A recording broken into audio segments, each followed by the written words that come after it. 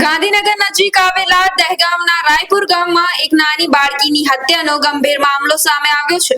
બાળકી શાળાએ જવાના સમયે ન મળતા તેના ભાઈએ સૌપ્રથમ શોધખોળ શરૂ કરી હતી। બાળકી ન દેખાતા પરિવારજનો અને ગ્રામજનોએ તેને આખા ગામમાં શોધવા નીકળ્યા હતા। અંતે બાળકીની મૃતદેહ કોથળામાંથી મળી આવતા પરિવારજનોમાં ભારે શોકનો માહોલ છવાઈ ગયો હતો। ઘટનાની જાણ થતાં જ પોલીસ તાત્કાલિક ઘટના સ્થળે પહોંચી અને આગળની તપાસ હાથ ધરી હતી। હાલ બાળકીના પોસ્ટમોર્ટમને પીએમ માટે ગાંધીનગર સિવિલ હોસ્પિટલના પીએમ રૂમ ખાતે લાવવામાં આવી છે અને પોલીસે જણાવ્યું છે કે પોસ્ટમોર્ટમ રિપોર્ટ બાદ જ હત્યાની આગળની તપાસ શરૂ કરવામાં આવશે। મારું નામ ગોપાલભાઈ કાંતિભાઈ રાવર, અમે રાયપુરના રહેવાસી છીએ। અમારી બેબલી 2 દિવસથી ગુમ હતી। તેમને સ્કૂલે જવાના ટાઈમે ખબર પડી કે મારી બેબલી ગુમ થઈ ગઈ છે।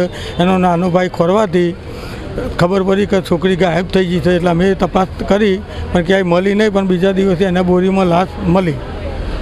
એના આરોપીને કડકમાં કડક સજા થાય એવી અમારી બધાની માંગ છે। બનાવ ક્યારે બન્યો? બનાવ બને આજે લગભગ 2 દિવસ થઈ ગયા। અચ્છા, પોલીસ દ્વારા કઈ તપાસ ચાલુ? પોલીસ દ્વારા ફૂલ તપાસ ચાલુ છે, પણ પોસ્ટમોર્ટમ રિપોર્ટ આવ્યા પછી ખબર પડે કે આ આરોપી કોણ છે, શું છે। એકને હિરાસતમાં લીધો છે, એ ભાઈ શકને હિરાસતમાં લઈને રાખ્યો છે। એના પર શક હતું પોલીસને, એટલે એને બાજુવાળાને હિરાસતમાં લીધેલો છે।